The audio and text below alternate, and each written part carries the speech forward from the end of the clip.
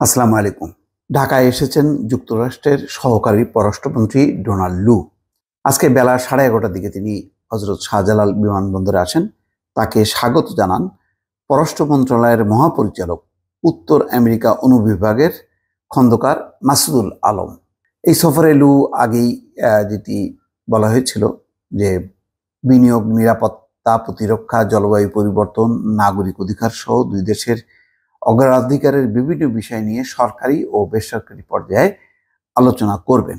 তো গত জানুয়ারি দ্বাদশ জাতীয় সংসদ নির্বাচনের পর যুক্তরাষ্ট্রের পররাষ্ট্র মন্ত্রণালয়ের জ্যেষ্ঠ কর্মকর্তা হিসেবে এটি ডোনাল্ড লুর প্রথম সফর। এই সফরে যেটি রাতেই প্রধানমন্ত্রীর বেসামরিক শিল্প ও বিনিয়োগ উপদেষ্টা সালমান এফ রহমানের দেওয়া নৈশভোজে যোগ দেন। সফরের দ্বিতীয় দিনে তিনি পরিবেশ, বন, জলবায়ু পরিবর্তন বিষয়ক মন্ত্রী সাবের হোসেন চৌধুরীর সঙ্গে এবং পরে পররাষ্ট্র সচিব মাসুদ বিন মোমেনের সঙ্গে দ্বিপক্ষীয় আলোচনা করবেন। পরে ডোনাল্ড লু পররাষ্ট্রমন্ত্রী হাসান মাহমুদের সঙ্গেও সৌজন্য সাক্ষাৎ করবেন। 3 দিনে ঢাকা সফরের সময় ডোনাল্ড লুর নাগরিক সমাজের প্রতিনিধিদের সঙ্গে মত বিনিময়ের কথা রয়েছে। এটি খুব গুরুত্বপূর্ণ।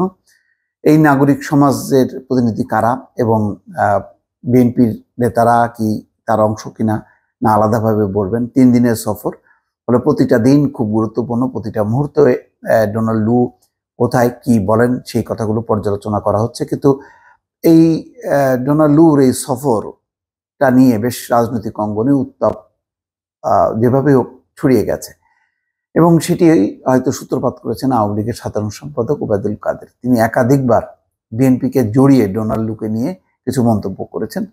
যেমন বলেছেন যে ডোনাল্ড লু আসাতে বিএনপি নেতারা মনে করছেন যে স্যাংশন দেবে, সেটি সম্ভব না, আমরা স্যাংশনকে পাত্তা দেই না। ডোনাল্ড লু কে ঘিরে বিএনপি যতই স্বপ্ন দেখুক না কেন আমেরিকা এখন সরকারের পাশে আছে, এই সমস্ত কথাবার্তাগুলোর কারণে একটা উত্তাপ ছড়িয়েছে।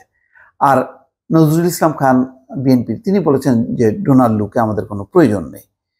তো এখন দুটি বিষয়, ডোনাল্ড লু নির্বাচনের আগে তার যে ভূমিকা ছিল সেই একই ভূমিকা কি পালন করবেন কিনা।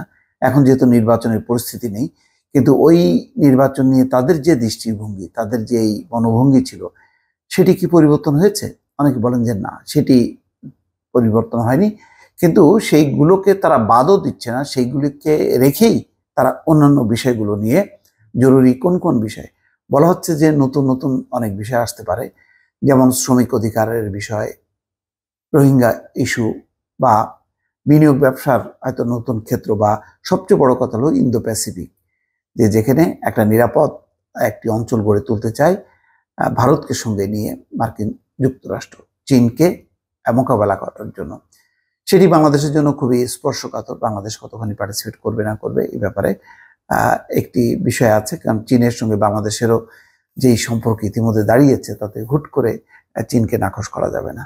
তো অনেকগুলো জটিল বিষয় আছে। তো সেই বিষয়গুলো নিয়ে ডোনাল্ড লু কতখানি মুখ খুলবেন, নির্বাচনের ব্যাপারে কোনো মন্তব্য করবেন কিনা, যে নির্বাচনের পরে তারা বলেছিল যে নির্বাচনটি অবাধ এবং সুষ্ঠু না, এই পর্যায়ে তারা বলবেন কিনা। এখানে সফরসূচিতে দেখা যাচ্ছে যে নাগরিক সমাজের সঙ্গে তিনি কথা বলবেন, তাদের নির্ধারিত নাগরিক সমাজ, এবং হয়তো বিএনপির সঙ্গেও কথা বলতে পারেন। কিন্তু রাজনৈতিক অঙ্গনের, সরকারি রাজনৈতিক অঙ্গনের সাথে কোনো রকমভাবেই কথা বলার এখন পর্যন্ত কোনো শিডিউল দেখা যাচ্ছে না। যেটা বলা হচ্ছে একেবারেই সরকারি পর্যায়ে, যেমন তাকে মহাপরিচালক একজন স্বাগত জানিয়েছে। তারপরে পররাষ্ট্র সচিবের সঙ্গে দ্বিপক্ষীয় আলোচনা হবে মাসুদ বিন মোমেনের সঙ্গে, আর সৌজন্য সাক্ষাৎ হবে হাসান মাহমুদের সঙ্গে। সেই সৌজন্য সাক্ষাতে হয়তো হাসান মাহমুদ নিষেধাজ্ঞা, র্যাব এবং 7 কর্মকর্তার উপর যে নিষেধাজ্ঞা সেটি প্রত্যাহার করার জন্য অনুরোধ করতে পারেন, বলতে পারেন যে ভিসা নীতি যাতে কার্যকর না হয় সে অনুরোধ করতে পারেন। কিন্তু এটার নিয়ে যে আনুষ্ঠানিক কোনো আলোচনা, কোনো এজেন্ডা নেই এখনো পর্যন্ত। দুই তরফের পক্ষ থেকে ঠিক সুনির্দিষ্ট কি কি বিষয় নিয়ে আলোচনা হবে সেই আলোচনার বিষয়টি পররাষ্ট্র মন্ত্রণালয় বা মার্কিন দূতাবাস কোনো পক্ষই কিন্তু প্রকাশ করেনি। তার মানে বোঝা যাচ্ছে যে কিছু আলোচনা হবে প্রকাশ্যে, কিছু আলোচনা হবে অপ্রকাশ্যে।